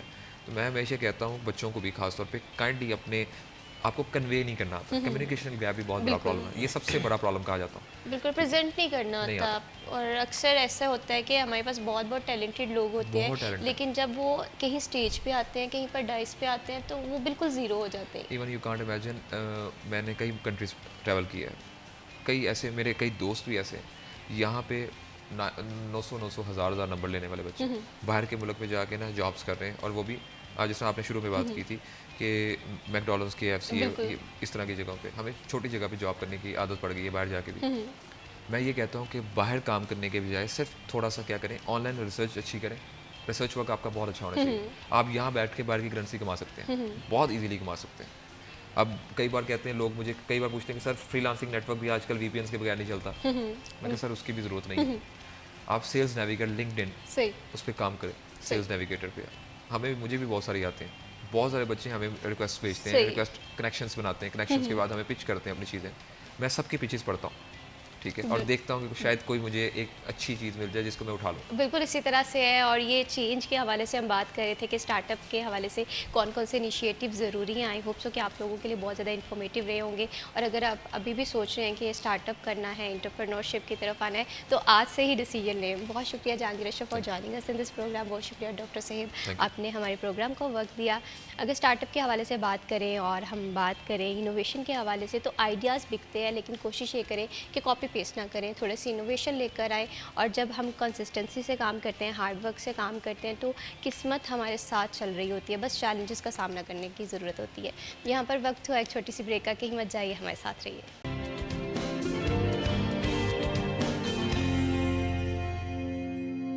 Welcome back. अब बात करते हैं कुछ किचन के हवाले से। किचन आइटम्स के हवाले से जानना बहुत ज़्यादा मैंडेटरी होता है, क्योंकि हमारे रोज़ाना की जो ज़िंदगी है ये किचन के आइटम्स पे काफ़ी ज़्यादा डिपेंड कर रही होती है। और सब्जियों की कीमत के हवाले से बात करें तो रोज़ाना इनमें रद्दोबदल आ रहा होता है। और चिकन तो कभी कभी यूँ मानो कि जिस तरह से सिर्फ़ और सिर्फ VIP डिश होती है। तो आज चिकन की क्या प्राइस है, सब्जियों की कीमत में क्या रद्दोबदल आया है, ये जानना भी बहुत ज़्यादा ज़रूरी है। तो देखते हैं हमारे आज के भाव सेगमेंट में।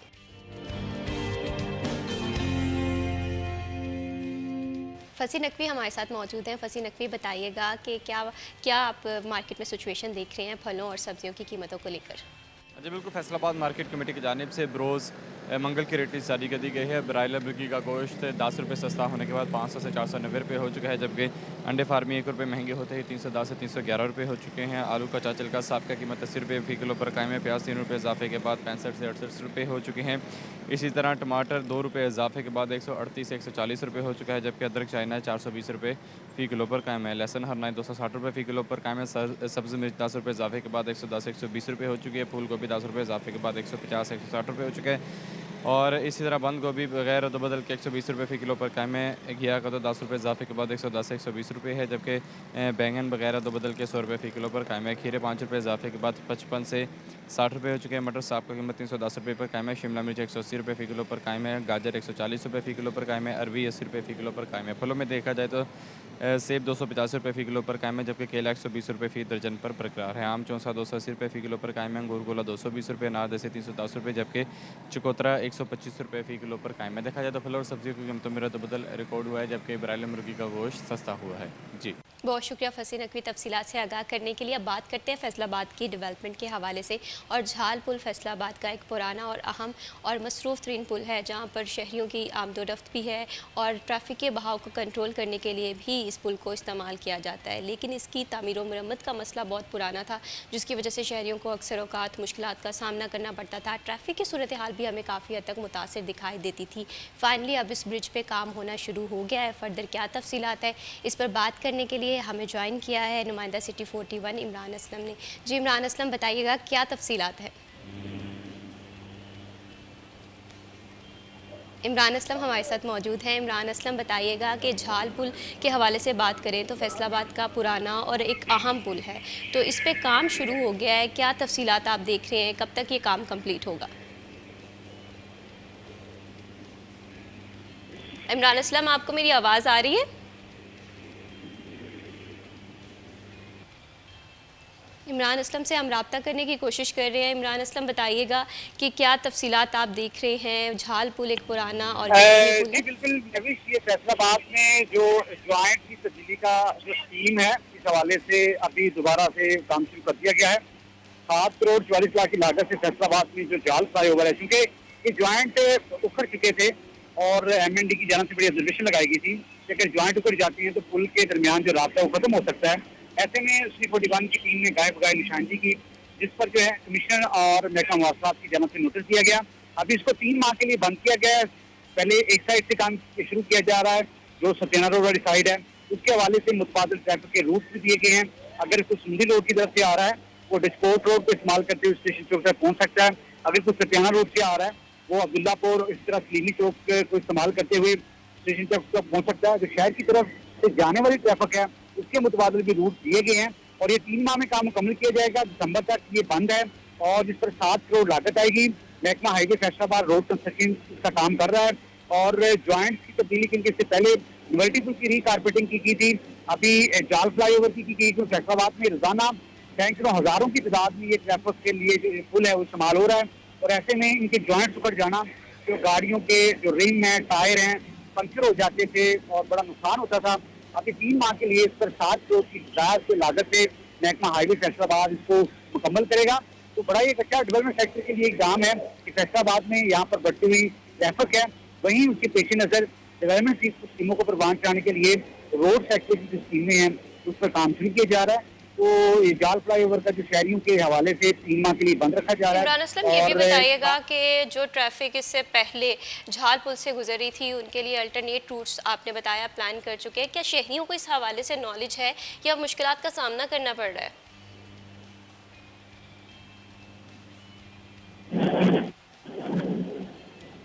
बहुत शुक्रिया इमरान असलम हमारे साथ मौजूद थे, झाल पुल के हवाले से बात कर रहे थे। फैसलाबाद एक बड़ा शहर है और शहर के डेवलपमेंट के हवाले से काम होना बहुत ज़्यादा ज़रूरी है। अगर हम फैसलाबाद के एक पुराने शहर होने के नाते भी बात करें तो ये एक वो वाहिद शहर था जहाँ पर हमने देखा था कि जो फुल ऑर्गेनाइज तरीके से प्लान और बना बनाया शहर था। लेकिन वक्त के साथ साथ हमने ये देखा कि इस शहर में बहुत सारी तब्दीलियाँ आई, ट्रैफिक रूट्स हमें प्रॉपर नहीं नज़र आए, जिसकी वजह से अक्सर औकात हम ये देखते हैं कि फैसलाबाद की ट्रैफिक काफ़ी ज़्यादा मुतासिर दिखाई दे रही होती है। सुबह के औकात में अक्सर वो लोग जो स्कूल के लिए जा रहे हैं या ऑफिस के लिए जा रहे हैं, तो सबसे बुनियादी मसला ये होता है कि ट्रैफिक पे जो बहाव है उस पर कंट्रोल नहीं नज़र आ रहा होता, जिसकी वजह से हमें बहुत ज़्यादा प्रॉब्लम होती है। कभी कभी हम ऐसे भी देखते हैं कि एम्बुलेंस जो है वो ट्रैफिक में फंस चुकी होती हैं। तो ऐसे में कहीं ना कहीं एक चीज़ बहुत ज़्यादा ज़रूरी होती है, वो ये होती है कि हमें भी थोड़ा सा सिविलाइज्ड होने की ज़रूरत है। तो जितना ज़्यादा हो सके अपने मामलात में बेहतरीन रहें और सिविलाइज्ड हों। और फैसलाबाद एक बड़ा शहर है, इसकी डेवलपमेंट के हवाले से काम होना शुरू हो गया। यहाँ पर वक्त हो एक छोटी सी ब्रेक का, कि मत जाइए, हमारे साथ रहिए।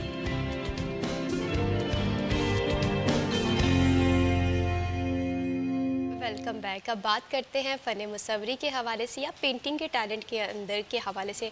हम देखते हैं कि हर इंसान के अंदर कोई ना कोई तख्लीकी सलाहियत छुपी होती है। कोई अच्छा पेंटर होता है, कोई अच्छा ग्राफिक डिज़ाइनर होता है, लेकिन ये कोई ना कोई स्किल्स जो हैं ये हमारे अंदर एक इम्प्रूवमेंट लेकर आते हैं। और पेंटर के हवाले से ये कहा जाता है कि पेंटर अपनी तख्लीकी और अपनी जहनी सलाहियत की वजह से माशरे की जो कहानियाँ उन्हें एक तस्वीर की शक्ल में ढालते हैं। एक अच्छे पेंटर बनने के लिए कौन कौन सी क्वालिटी होनी चाहिए, इस पर भी हम बात करेंगे। हमें प्रोग्राम में ज्वाइन किया है है उसफा नवीद ने, कैलीग्राफर हैं और बहुत अच्छी पेंटर हैं। बहुत कम उम्र में इन्होंने पेंटिंग की फील्ड में एक अच्छा नाम बनाया है। अस्सलाम वालेकुम। वालेकुम अस्सलाम। कैसी हैं उसफा?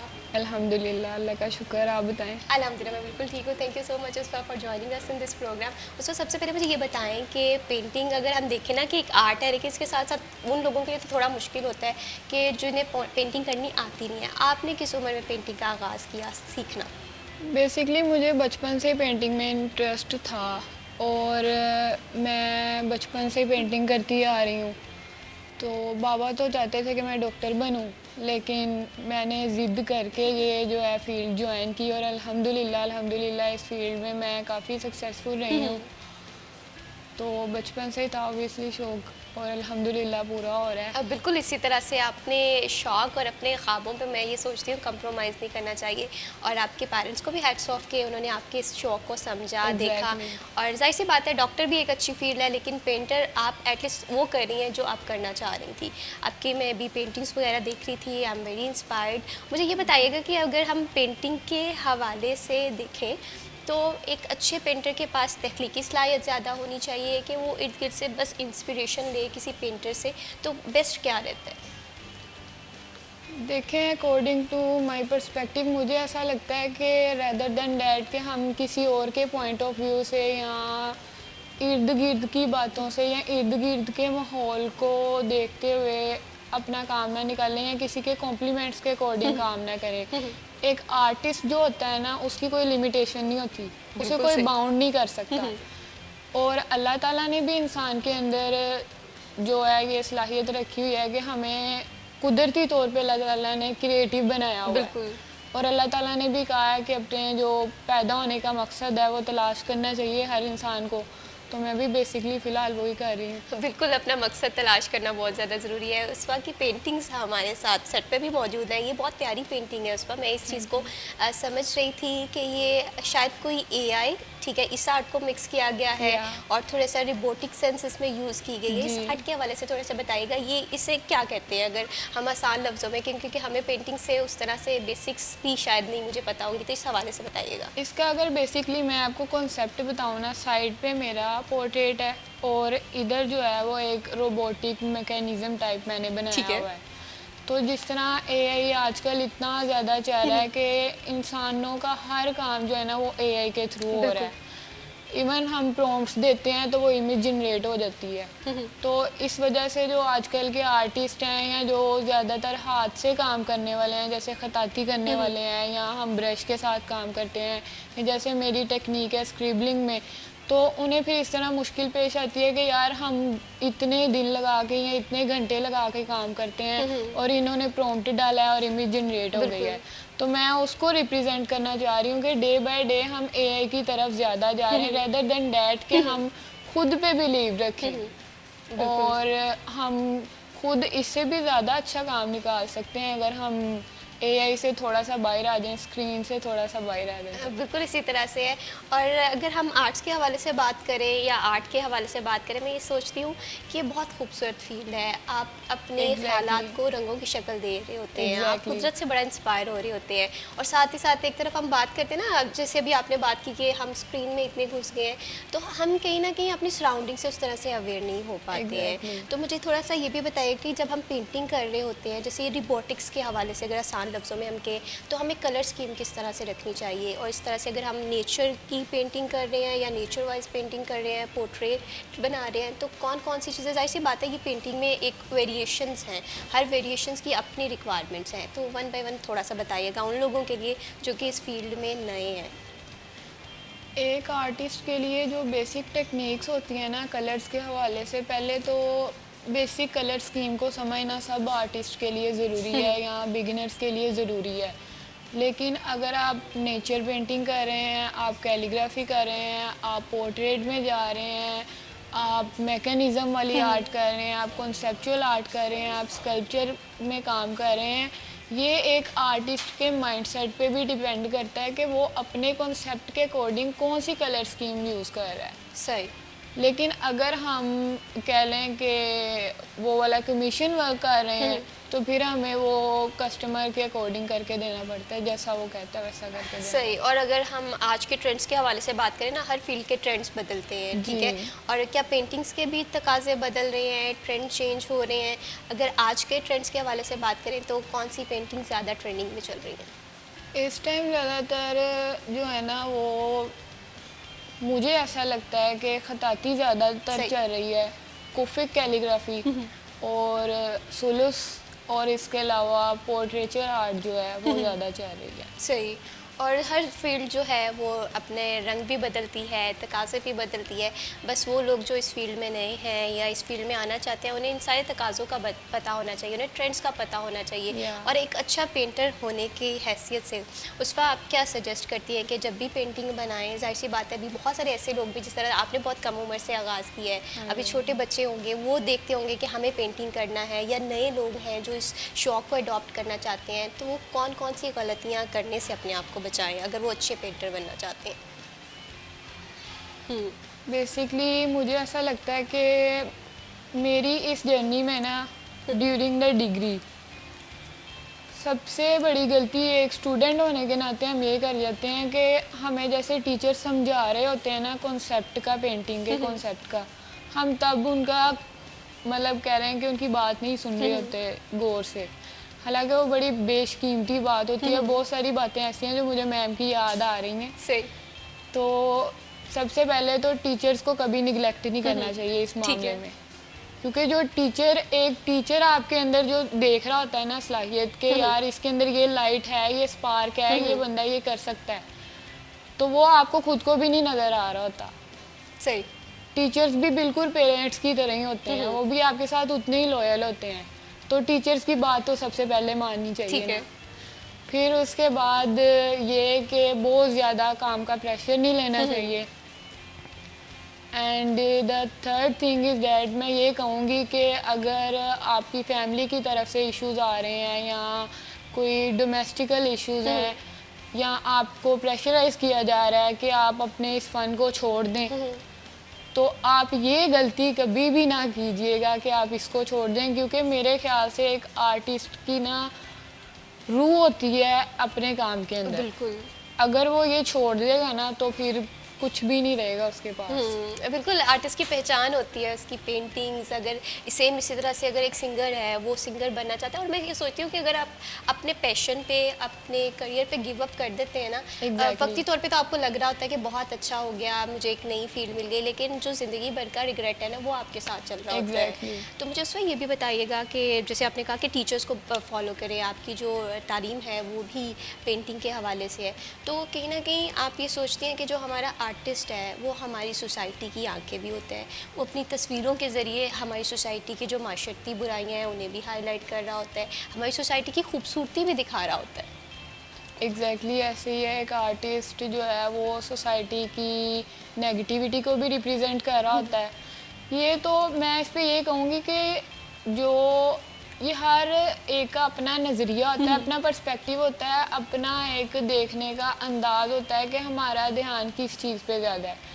अगर किसी का ध्यान नेगेटिविटी पे ज़्यादा होगा तो वो उसे रिप्रेजेंट करेगा, अगर किसी का पॉजिटिव चीज़ों पे ज़्यादा होगा तो वो पॉजिटिविटी को ज़्यादा रिप्रेजेंट करेगा। फॉर एग्जांपल अगर हम नेचर को ज़्यादा रिप्रेजेंट कर रहे हैं, या लाइक जैसे मुझे मून बहुत ज़्यादा पसंद है, गैलेक्सीज, एस्ट्रोनॉमी, इस तरह की चीज़ों को एक्सप्लोर करने का मुझे बहुत ज़्यादा शौक़ है, तो मैं इन चीज़ों पे ज़्यादा फोकस करती हूँ। और मेरा एक अलग से बिलीव भी है कि अगर मैं इन चीज़ों को फॉलो करूँगी तो मुझे अल्लाह ताला कामयाब करेंगे, और ऐसा होता भी है, आजमाई हुई बात है।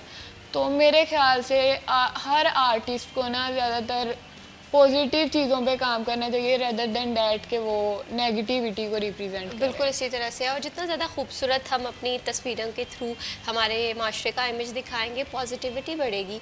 जिस तरह अभी उस वक्त बात कर रही थी कि पेंटिंग जो है वो कॉन्सेप्चुअल होती है, आपके जितने ज़्यादा कॉन्सेप्ट क्लियर होंगे आप इतनी अच्छी तरह अपने ख्यालात को कैनवस पे उतार सकते हैं। तो ये कॉन्सेप्ट क्लियर कैसे होंगे, ब्रेनस्टॉर्मिंग किस तरह से करेंगे? हम देखते हैं कि हमें कोई चीज़ इंस्पायर की है बट हमें पता नहीं चल रहा होता कि हम किस तरह एक कलम के थ्रू, पेंसिल के थ्रू, रंगों के थ्रू से कैनवस पे उतारें। तो क्या क्या चीज़ें जो है वो इस चीज़ में हेल्प आउट कर सकती हैं? देखें मेरे सर कहते होते हैं कि आर्ट जो होती है ना वो एक लाइन के थ्रू भी स्टार्ट हो जाती है। अगर आपने अपना कॉन्सेप्ट देना हो ना, आप होराइजन लाइन लगाएं, वर्टिकल लगाएं, आप उसके बैक पे भी कोई कॉन्सेप्ट दे देंगे ना तो वो कॉन्सेप्ट स्ट्रॉन्ग होगा तो आपकी जो पेंटिंग है या आपकी जो लाइन होगी ना उसकी प्रोमिनेंसी आगे जाएगी।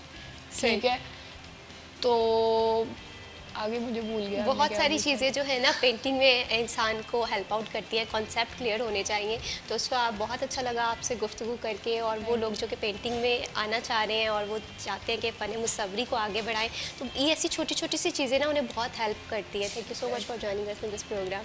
और अगर आप फ़न मुसव्वरी से ताल्लुक़ रखते हैं और आपको नहीं समझ आ रहा है तो अपने कॉन्सेप्ट जितने हो सके जल्दी उन्हें क्लियर करें तो आसानियाँ आपकी ज़िंदगी में आ जाएंगी। यहाँ पर वक्त हो एक छोटी सी ब्रेक, आके मत जाइए, हमारे साथ रहिए।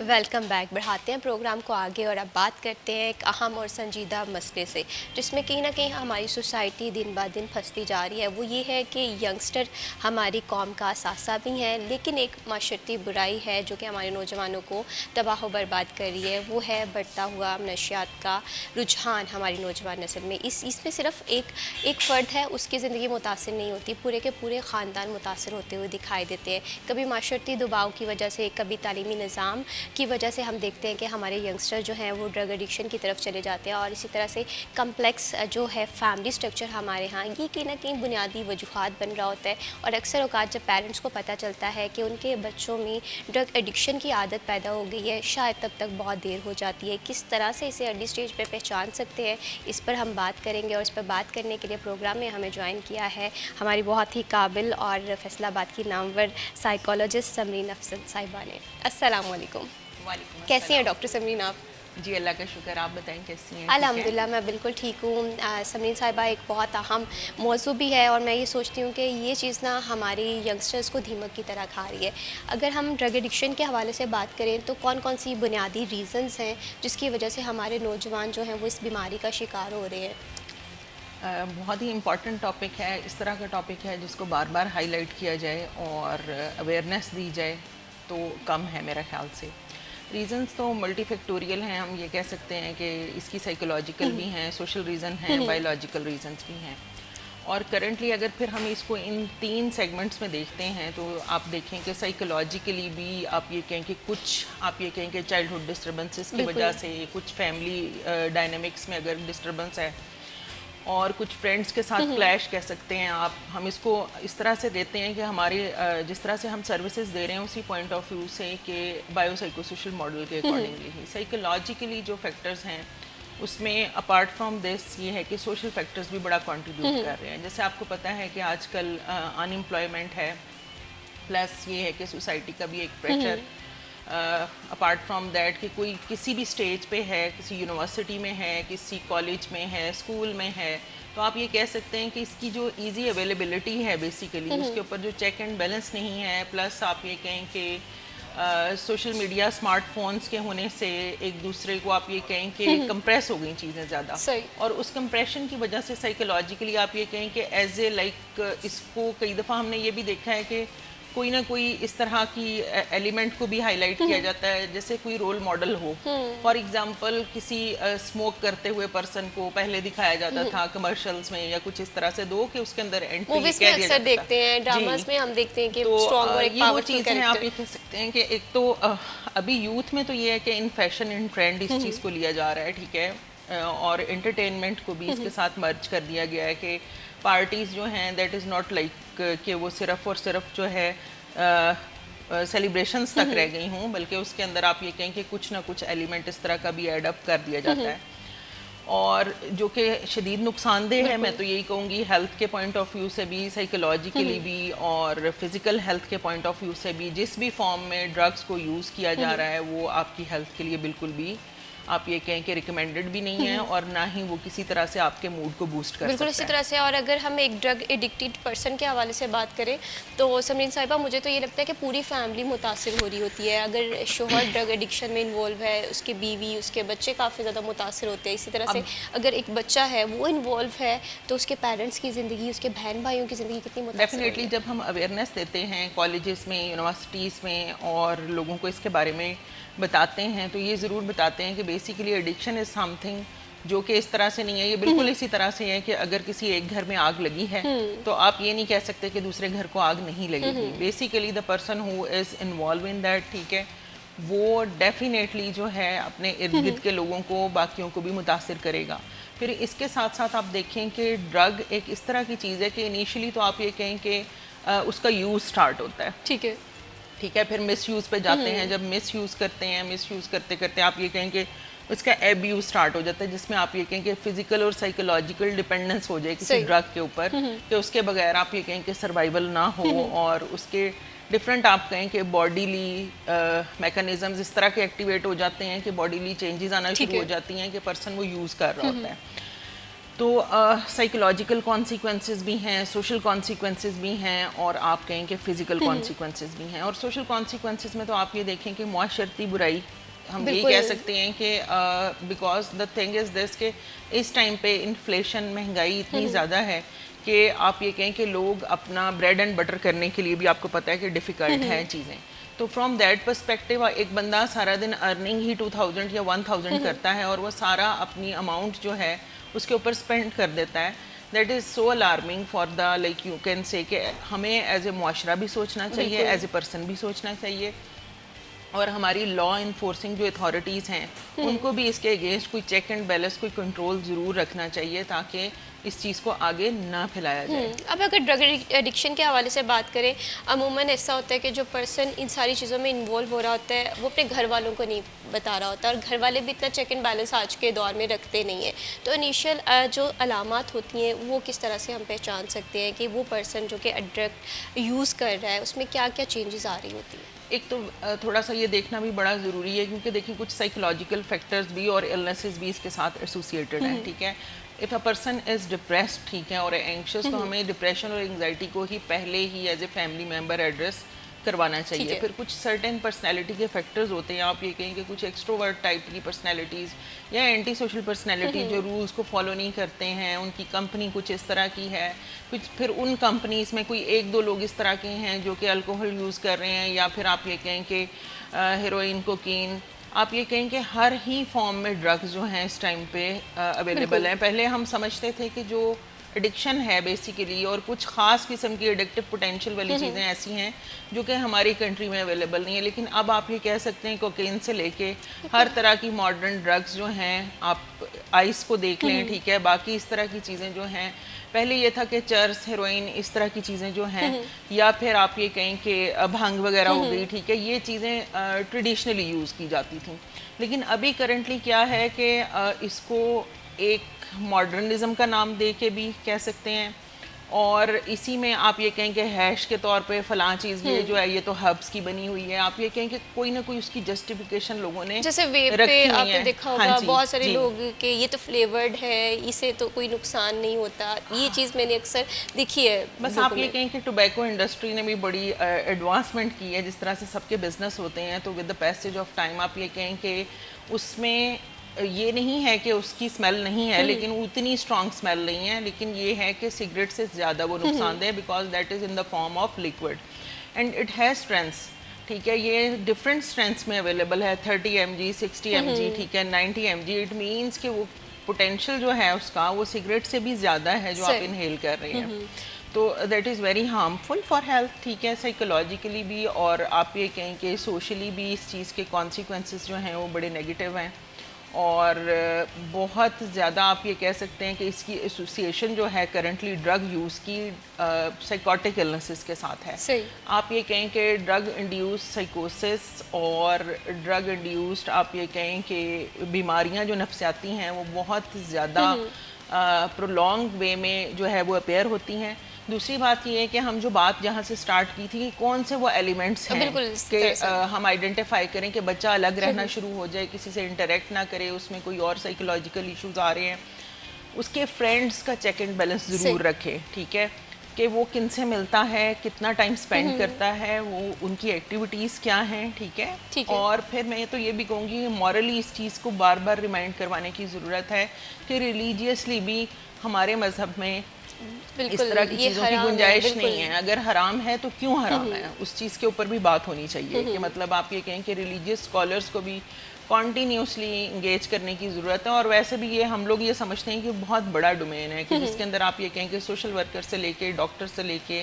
साइकोलॉजिस्ट से लेके every person, even spiritual healers और इन चीज़ों का भी हम कहेंगे बिल्कुल कि इस उनका तरह भी से रोल है। टीचर्स अपना रोल प्ले कर सकते हैं, हमारे तालीमी इदारे। और आज के दौर के हवाले से बात करें, मुझे लगता है कि हम इमोशनली उतने स्टेबल नहीं हैं, जिसकी वजह से हम बहुत सारी चीज़ें जो है वो अपनी इमोशनल कनेक्टिविटी पे ले लेते हैं, जिसकी वजह से ड्रग्स है, सोशल मीडिया है, फैशन है, ये सारी चीज़ें एट दी एंड हम लोगों को मुतासिर कर रही होती है और एक पूरी नस्ल इससे तबाह व बर्बाद हो सकती है। फर्दर भी ड्रग एडिक्शन के हवाले से प्रोग्राम में बात करेंगे, लेकिन यहाँ पर वक्त हो एक छोटी सी ब्रेक का, मत जाइए, हमारे साथ रहिए। Welcome back. ड्रग एडिक्शन के हवाले से प्रोग्राम में बात कर रहे हैं। अनफॉर्चुनेटली ये जो सोसाइटी में माशरती बीमारी है जो बहुत ज़्यादा हम तरतीब से बढ़ते हुए देख रहे हैं, जिस पे बहुत सारे फैक्टर्स हैं, बहुत सारे एलिमेंट्स हैं, जिस पे हम ब्रेक पे जाने से पहले बात कर रहे थे। समरीन साहिबा, यहाँ पर मैं आपसे ये भी जानना चाहती हूँ कि फॉर एग्ज़ाम्पल एक पर्सन है, वो ड्रग एडिक्शन में इन्वॉल्व हो गया है, लेकिन अब पता चल गया है घर वालों को, तो क्या ये इलाज मुमकिन है या ये लाइफ मैनेजमेंट है कि जब तक होता रहे चलता रहे? तो यहाँ पर भी बहुत सारे कंसर्न होते हैं। डेफिनेटली मैं आपको ये बताऊं, जब भी अर्ली आइडेंटिफिकेशन जो है वो तो बहुत ज़रूरी है कि अगर आपने जल्दी आइडेंटिफाई कर लिया, दैट इज़ की टू सक्सेस, कि आप जल्दी उसको उस चीज़ से निकाल सकते हैं। The more the person is involve, तो उसकी एक आप ये कहें डिपेंडेंस बढ़ती जाती है, उसका टॉलरेंस इन्हेंस होता है और वो अपनी डोज या जो भी क्वांटिटी, जिस क्वांटिटी में वो ड्रग्स ले रहा है वो बढ़ाता जाएगा और ऑब्वियसली उसके जो कॉन्सिक्वेंसेज हैं वो भी उसी के अकॉर्डिंगली जो हैं वो हार्मफुल होंगे। तो ट्रीटमेंट के पॉइंट ऑफ व्यू से मैं ये कहूँगी कि आप अर्ली डिटेक्शन करें, फैमिली को इतना विजिलेंट होना चाहिए और थोड़ा सपोर्टिव भी होना चाहिए। एक पर्सन क्यों जाता है इस साइड पे, हमें इस चीज़ को समझना चाहिए कि इफ़ ही और शी इज़ फीलिंग अलोन, ठीक है। आप ज़्यादातर लोगों की, अब हमारे पास जैसे ड्रग डिपेंडेंस का जो वार्ड है डिपार्टमेंट में, जो हम डिपार्टमेंट ऑफ साइकाइट्री में सर्विसेज दे रहे हैं अपनी, तो वहाँ पे जो पेशेंट्स आते हैं तो वो अपनी लाइफ स्टोरीज शेयर करते हैं, ठीक है। और हमारे एक्सपीरियंस के अकॉर्डिंगली कोई ना कोई उनकी लाइफ में आप ये कहें कोई ट्रॉमा होता है, कोई स्ट्रेस होता है, कोई आप ये कहें कि फैमिली डायनामिक्स की डिस्टर्बेंसेस या अर्ली चाइल्डहुड कोई एब्यूज़ है, ठीक है। उस पॉइंट ऑफ व्यू से जो है वो इस तरफ लीड कर रही होती हैं चीज़ें। अगर आप अपने इर्द गिर्द किसी को देखते हैं तो आप उनको ज़रूर मोटिवेट करें कि यूजुअली हमारे यहाँ इस चीज़ से रिलेटेड स्टिग्मा है कि बिल्कुल बिहेवियर, अगर हमें पता चल जाए हमारे आसपास कोई एक ऐसा पर्सन तो है जो हार्श एटीट्यूड होता है। दूसरी बात ये है कि लेके नहीं आया जाता कि इसका इलाज मुमकिन नहीं है, ठीक है, या अगर इसने कौन सा छोड़ देना है, इसने दोबारा से यूज़ कर लेना है, ठीक है। अब ये है कि अगर हम इसको देखते हैं किस तरह से इसका इलाज मुमकिन है, तो हम बायोसाइकोसोशल मॉडल के अकॉर्डिंगली अगर फैमिली ले आती है, ठीक है, अर्ली डिटेक्ट कर लेते हैं या जिस भी स्टेज पे लेके आते हैं, तो सबसे पहले पेशेंट को डिटॉक्सिफाई किया जाता है। Detoxification is the first step, जिसमें आप ये कहें कि पेशेंट को ड्रग से आप ये कहें कि उसको उससे दूर करना है और उसके फिर जो बॉडीली इफ़ेक्ट्स आ रहे हैं विथड्रॉल के, कि जिस्म में दर्द है, वॉमिटिंग है, डायरिया है, आंखों से पानी आ रहा है, जो भी उसकी अलामतें आ रही हैं, नींद नहीं आ रही है, चिड़चिड़ापन है, तो उसको थ्रू मेडिकेशन जो है डील किया जाता है, ठीक है। That is also a supportive way to deal, ठीक है। हम सबसे पहले पेशेंट का मोटिवेशन चेक करते हैं कि how much the person is motivated, क्या उसके फैमिली मेम्बर्स उसको लेके आए हैं, the person who is motivated by himself, ठीक है, क्या खुद भी छोड़ना चाह रहा है, हाँ, क्या खुद भी छोड़ना चाह रहा है, और अगर वो नहीं छोड़ना चाह रहा है तो क्यों नहीं छोड़ना चाह रहा है। तो सबसे पहले उसको मोटिवेट करना है ताकि उस मोटिवेशन, क्योंकि अगर हम में से जितने मर्जी लोग एज ए क्लिनिशियन भी उसका जोर लगा लें और अगर आप ये कहें कि फैमिली मेम्बर्स भी, अगर पर्सन खुद से इंटरनली कमिटेड नहीं है तो वो दोबारा से उसको यूज़ कर लेगा। So our psychological work is on enhancing the motivation level, ठीक है, कि उसका मोटिवेशन बढ़ाएं कि वो इस चीज़ को छोड़े और उसको डेली बेसिस पे हम डिस्कस करें, उसकी कोई रूटीन इस तरह की सेट करें कि जिसमें उसके पास कुछ फिज़िकल एक्टिविटीज़ भी हों, और जब उसको विड्रॉल के सिम्टम्स जैसे जिस्म में दर्द है या बाकी उसको क्रेविंग्स होती हैं, तो उसको कंट्रोल करने के लिए डिफरेंट मेथडोलॉजीज़ हैं जिसके थ्रू हम उसको आप ये कहें कि वे आउट दें। और जर्नली भी मुझे ऐसे लगता है कि स्कूल्स में भी स्पोर्ट्स को इंट्रोड्यूस करवाना, पेरेंट्स को बच्चों को रिक्रिएशनल एक्टिविटीज़ में पार्टिसिपेट करना, जिसमें आप ये कहें कि उसकी फ़िज़िकल एनर्जी जो है वो अगर चैनलाइज होती रहे, क्योंकि एडोलेसेंस और अडल्टहुड एक ऐसी स्टेज है जिसमें टू मच एनर्जी है और अल्लाह ताला ने हर इंसान को इंटेलेक्चुअली शार्प बनाया है, ठीक है। वी कैन नॉट से कि एक पर्सन अगर नहीं पढ़ रहा है तो वो इंटेलिजेंट नहीं है, ठीक है। पोटेंशियल इज़ समथिंग डिफरेंट, जो आप कह सकते हैं कि उस पोटेंशियल को किस वे में यूज़ करना है। बिल्कुल, ये जानना बहुत ज़्यादा ज़रूरी है।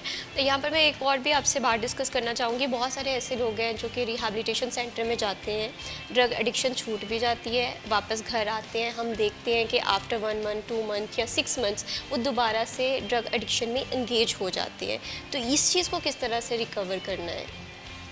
देखिए, इसके लिए तो पहले मैंने जिस तरह से बताया कि डिटॉक्सिफिकेशन हुई, साइकोलॉजिकल वर्क हुआ, उसके बाद फॉलोअप्स होते हैं, और रिहैबिलिटेशन बेसिकली इज़ लाइक कि हम उसको ये कहें कि रिहैबिलिटेशन सोसाइटी में दोबारा से किस तरह से उसको इनकॉर्पोरेट करना है, because the person who is in this type of activity no one is like going to give them the, आप ये कहें कि जॉब भी नहीं कोई ऑफर करता है। आपको पता है कि अगर किसी के साथ एडिक्शन का एक स्लर लगा हुआ है तो ना जॉब है उसके पास, ना सोसाइटी में उसकी प्लेस है, ना उसकी शादी होनी है, ठीक है। इन चीज़ों को छुपाया जाता है, ठीक है, तो उससे उसकी पूरी फैमिली इम्पेक्ट करती है। तो फ्रॉम दैट पर्सपेक्टिव अगर हम लोग देखते हैं तो देखें, सोसाइटी का कारमद शहरी बनाने के लिए उसको दोबारा से डिफरेंट एक्टिविटीज़ में कोई ना कोई हुनर सिखाना, कुछ गेम्स में इंगेज करना, फिर स्पिरिचुअली आप ये कहें कि हमें डिफरेंट वैल्यूज़ को इनकल्टेट करना, जिसमें आप ये कह सकते हैं कि हमारे जितने भी हाँ जी स्टेक होल्डर्स हैं वो पार्टिसिपेट करें इसके अंदर। तो उस पॉइंट ऑफ व्यू से ये है कि पर्सन को दोबारा से आप ये कहें कि इंगेज किया जा सकता है, लेकिन बात ये है कि क्या हमारा सबका एटीट्यूड कैसा है। एटीट्यूड यहीं पर तो प्रॉब्लम आती है। अगर हम देखें ना, अगर बिहेवियर को हम जज करें या बिहेवियर को थोड़ा सा स्टडी करना शुरू करें, हमारे अपने बिहेवियर्स बहुत बदल गए हैं। आपने देखा होगा इंटॉलरेंस बहुत है। जब एक वो पर्सन है जो कि ड्रग एडिक्टेड है, सामने वाला वो पर्सन है जिसमें इंटॉलरेंस है, तो कैसे वो टैकल करेंगे?